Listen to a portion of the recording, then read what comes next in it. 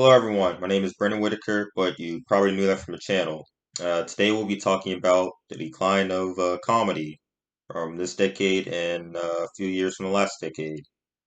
I have three examples that I've found, and they've personally came to me from what comedy we have nowadays. They are three quotes from three shows, and this is the first one from the Kelly Clarkson show. Season 2 is here, y'all. And yes, I am in an eye patch. How much more Kelly can it get? And that's from the Kelly Clarkson show, Season 2 sneak peek. The first joke you actually see in it. Now, the problems of it are on the back. Problem 1, randomness over execution and punchline.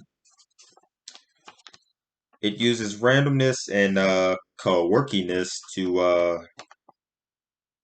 be a substitute for any execution, any setup, and any punchline of a joke. It expects you to find it funny because it's random and out of nowhere, which is only a portion of a joke, and possibly the worst portion of it.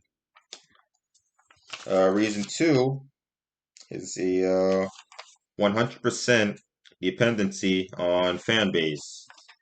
Now, yes, this is season 2 of the Kelly Clarkson show, and I guess this means this is her style, her co-workiness of being completely random and having an eye patch. And I guess it's dependent on people already knowing about it to find it funny, whereas people who are new to it definitely will not find it funny.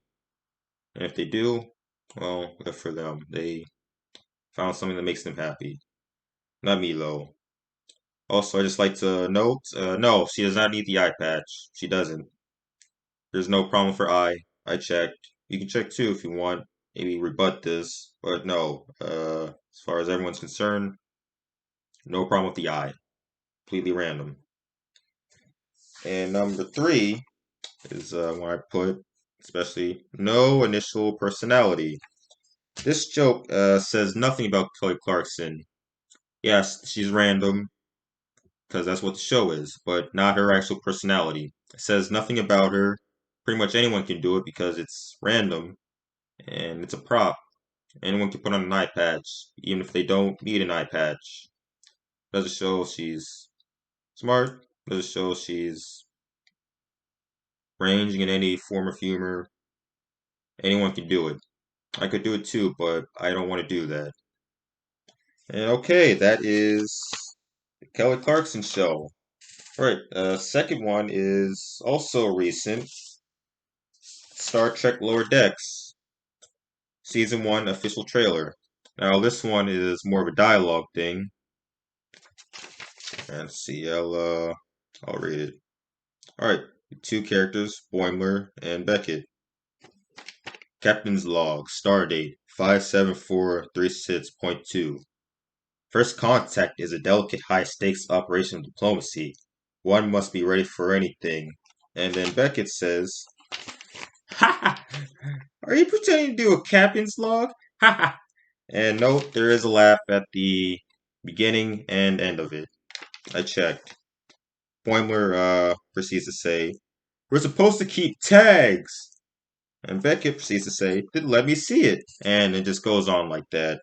It's basically just an embarrassing moment that he is dialoguing a very, very core part of the show, Captain's Log. And that is Star Trek Lower Decks, Season 1 teaser trailer. You can look at it if you want. I don't recommend it. Okay, let's go on to the back. The problems. Okay, number 1 relies on fan base. That sound familiar?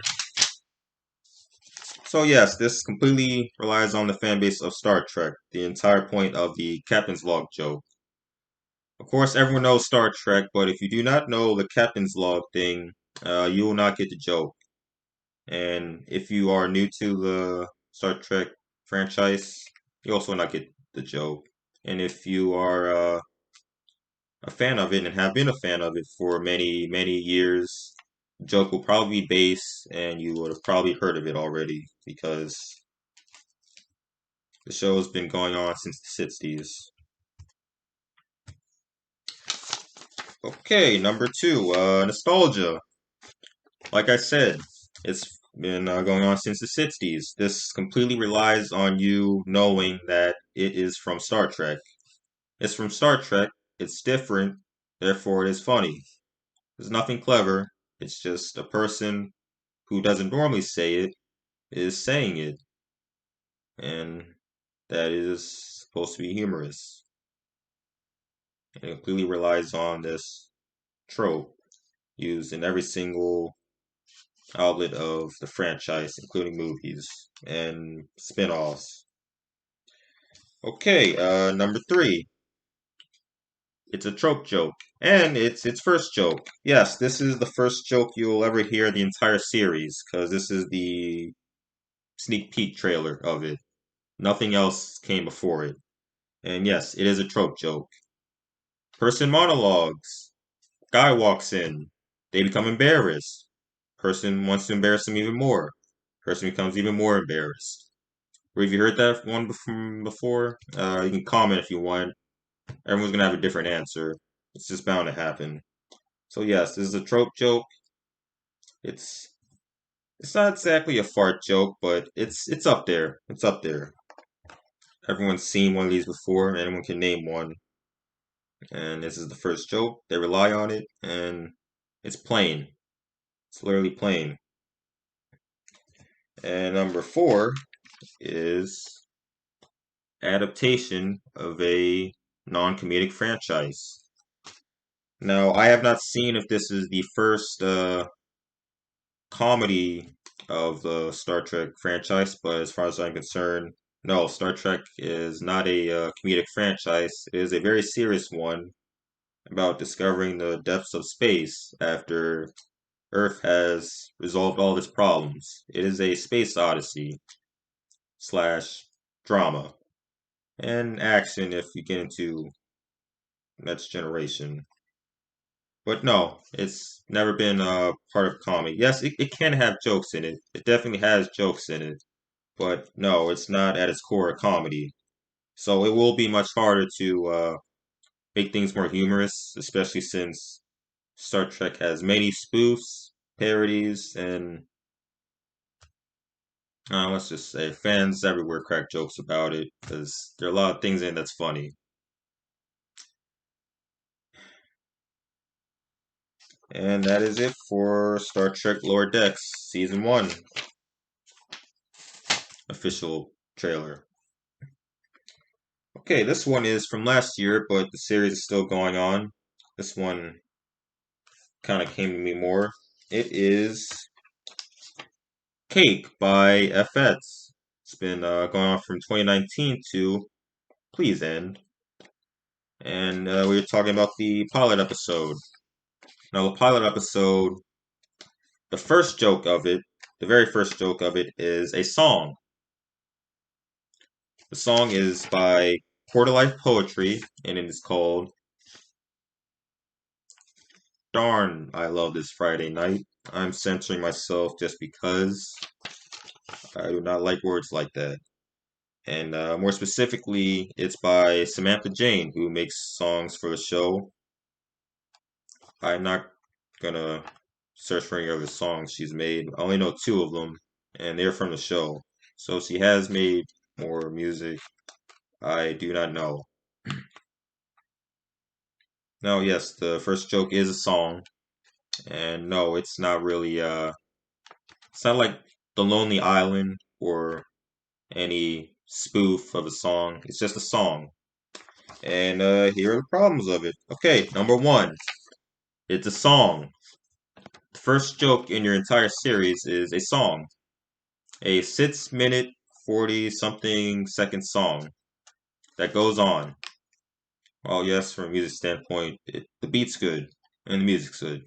The lyrics, I'm mad with it. I don't like it that much. But yes, it's a song. It's not a bash. It's not a setup and execution and punchline. It's just a song about a woman. And yes, like I said, first joke. It's the first joke of the show. Every other show you've seen, they always do something very quippy, very unique to get people hooked. And this show just gives you a song that is on YouTube right now by the band.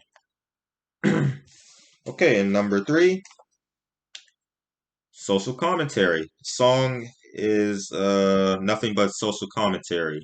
It talks about corporate life and being an unpopular woman. That is it. There are no actual jokes in the song, within the song, just like something The Lonely Island would do. It doesn't really incorporate any jokes or humor in the song. It doesn't even pause.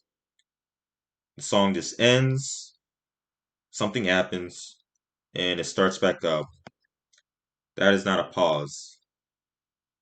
Yes, that is the definition of a pause, but what I'm saying is it's not a joke. It's just them talking about it, her not being popular. And that leads to number four, the oh so relatable humor. Yes, yeah. In 2019 and 2020, we still can't escape the relatable humor. So yes, because you relate to her corporate job, life, and her not being a popular woman, it's supposed to be funny. Now, I can't relate to either of those things, as you can see why.